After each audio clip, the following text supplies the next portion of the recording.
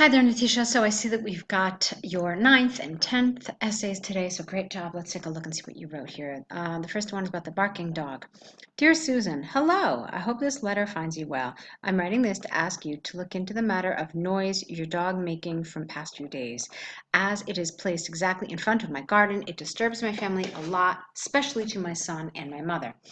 Okay, well, here's the good news. The good news is that you started straight away with the purpose of your letter. That's exactly what you're supposed to do. So good job there. However, there was a little bit of awkwardness in that third and I think the fourth sentence. So let's take a look at what needs to be fixed. I'm not a huge fan of the hello, first of all. You already said dear Susan, which is your greeting. So this hello is a little superfluous. Maybe a how are you would have been okay. So how are you? I hope this letter finds you well. Now, this was awkward for me. I'm writing this to ask you to look in the matter of noise your dog making. So grammatically it's wrong, but it's also awkward. So let's see what you could have said instead. I'm writing this letter to ask you to look into um, an issue with your dog or an issue regarding your dog. Okay, that would make sense. And then you could say, for the past few days, your dog has been making quite a lot of noise. And then placed. The dog isn't placed. It's not like a piece of furniture that you just like set somewhere and it stays there. But you could say that maybe the dog's house is placed next to your garden, or maybe as the dog spends most of its day next to your garden, that would make sense. But using the word placed here is wrong because, like I said, I placed my purse here, I placed my suitcase, I placed my new dining room table in a different location. Okay, so those are things you place, but not necessarily a living object. Okay, and then it's not specially, but it's especially with an A. All right, now lots of commas here. I don't know if I agree with this well. Let's see what you wrote though. Well, my son has the board examinations this year, and he need a peaceful environment to study properly. Okay, so get rid of well, and then get rid of the comma, and not the board examinations, but his board examinations. And he needs, don't forget the S in the third person. So let's start it again. My son has his board examinations this year, and he needs a peaceful environment to study properly. Uh, and then not if not, because that's not a good example of ellipsis here. I see what you're trying to do, but grammatically it doesn't work. So you could say instead, if this is not possible, then I'm afraid nothing wrong. That's not what you mean. I think you mean something totally different. If this is not possible, then I don't know what you're trying to say. I think you're trying to say then he will not move ahead with his career. But what you say actually is the exact opposite. You think that nothing wrong will happen, his career will go great, which I don't think is what you're trying to say. Also, my mother got operated for the open heart surgery last week. No, again, it's a little awkward, Natisha. So it should say something different, more like, also, my mother had open heart surgery last week. Therefore, she demands adequate rest without any disturbances. Anyways, we say anyway, not anyways. Get rid of the S. I don't want to take any chances, S, with either of them, not both of them, because you have this negative here, so with either of them. So could you please shift the dog to, not shift, I don't think that's the right word either, actually. How about, could you please relocate the dog to the opposite side of your home, as that part is not equipped with any residences, ES. Um, Therefore, it can't disturb any others, S, and my family won't suffer as well. Please take prompt action. Best regard, Nitisha S. Okay, so Nitisha, what we have here is a few instances of awkwardness or wrong word choices. So those for me are the biggest problems here.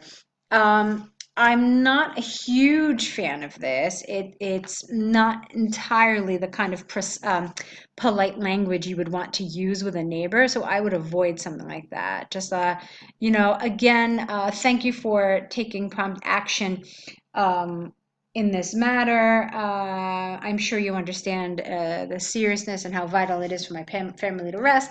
So something like that, something a little more polite. But this please take prompt action sounds a little bit too much like a command, and so it's almost bordering on not really polite. Okay? Um, the good news is that you certainly developed your answer quite a bit. But like I said, there was awkwardness, there were wrong word choices. So a nice attempt, but a few things need to be changed. Okay, let's take a look at your task 2. Okay, here it is. This is the one about green energy. So here's what you said. Energy production from the natural renewable resources from renewable resources. There we go. Energy production from renewable resources has grown in importance since the advent of environmental impact assessment. I don't know about that expression. I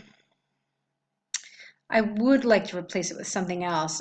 Since we became aware of the impact of fossil fuels, has grown in importance since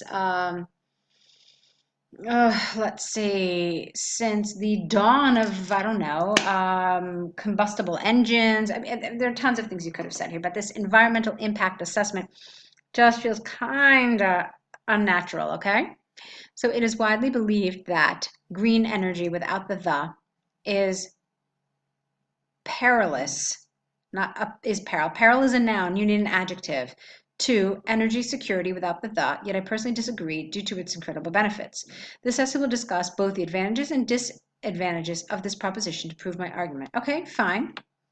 To begin with, the main merits of the green energy production are its affordable cost, eco-friendly operation, and even more convenient maintenance. These are largely because the green power generators such as solar panels, solar cookers, water turbines, and wind stations require initial installment cost. Okay, what kind of cost? A high cost, a low cost? So I'm not sure what that means here. It's not clear. I mean, you say that they require a cost, but you're supposedly talking about the benefits here. So should we assume that these costs are low? You haven't said that, okay? So it just creates some incoherence. After that, even if the maintenance cost may arise, it would be very nominal against the bills of electricity or gas along with the pollution created. Okay, I'm not really sure I understand this. For example, in empirical research, we don't use "an" in front of research, okay, because it's uncountable. So empirical research by the Gujarat government shows the areas equipped with the solar system. You don't mean the solar system. The solar system is all of the planets, including Mars and Mercury and Jupiter and Saturn. That's the solar system. So you don't mean the solar system, okay? I think you mean solar panels here. So empirical research by the Gujarat government shows that areas equipped with solar panels on the roofs have gained a net profit of 20% annually. Therefore, green energy plans are immensely beneficial. Okay, so this is there are a couple things happening here. It's a little underdeveloped, Nitisha, and also it's a little incoherent because you use this thing about installation cost, and like I said before, I didn't understand what that cost was. Was it high? Was it low? Why are we talking about it? Then you supposedly were going to talk about its eco-friendliness as well as its convenient maintenance, but I didn't see you develop that anywhere. You just had this one little example here about a profit of 20%, and I don't understand what that means. I mean, what are you saying, that the government made 20% more? So how does that mean that this type of energy is less expensive? So I'm really kind of concerned. You didn't talk about these two things, and when you did talk about cost, I wasn't really sure what you were trying to say. Okay. On the other hand, certain short-sighted people emphasize, careful with your spelling, they emphasize the the unavailability, fine, of the environment-friendly power plants for the constant energy supply. All right, you're overusing the. So be careful. Some of these words don't need an article, so let's try it again. On the other hand, certain short-sighted people emphasize the unavailability of environmentally power plants for constant energy supply. Take the solar system in winters or during the cloudy weather and the hydroelectric plant during the droughts as examples. Give inadequate performance in the harsh conditions. Thereby, the purpose of the energy security to render the uninterrupted energy supply might be diminished. Thus, the complete dependence on single green energy source all the time can be menace. Okay, here again, there are some problems. I'll tell you what they are. First of all, obviously you don't mean solar systems, you mean solar energy, okay? And then again, know the here, know the here, know the here. All right, so take solar energy in winters or during cloudy weather and hydroelectric plants during droughts as examples. Okay, semicolon. They give inadequate performance. They have, or they don't even perform really. They give inadequate energy in harsh conditions. Thereby, this is bizarre. This was really awkward for me. Thereby, energy security may be compromised as there may not be an uninterrupted energy supply. That's how I think you meant to say this. And then this is also wrong. Can be a menace. Maybe you need an article here. Might have been better. All right, let's look at your conclusion, then I'll tell you one more thing that I wanted you to fix. To conclude, although use of solely green energy sources could be a menace at times, and I'm not really a fan of this word menace because you just used it. So really try to alternate your vocabulary words, try to vary them up a little bit. It must not be forgotten that the availability of ample alternatives and myriad ripe rewards make it more favorable. Okay. So obviously you're in favor of renewable energy. So what that means is that you have a big problem with your paragraphing. You talked about the benefits first and then you talked about the negatives, and that's the wrong order. You need to reverse them. We always talk about the side that we don't support first, and then we talk about the side that we do support. That's the way we order our paragraphs. Okay, so you needed to reverse these two.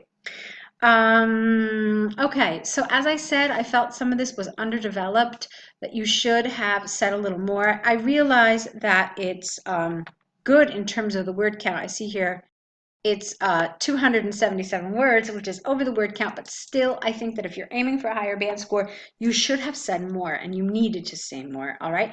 Especially when you mentioned all of these things here.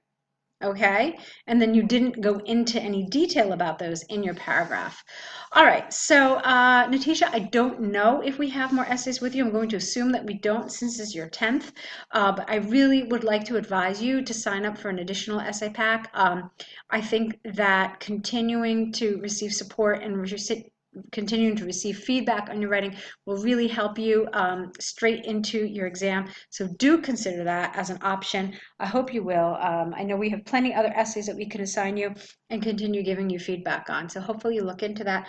I would like us to continue working together and practicing to prepare you. Okay? So best of luck to you regardless of what you do, and do keep us posted. Okay? Good luck.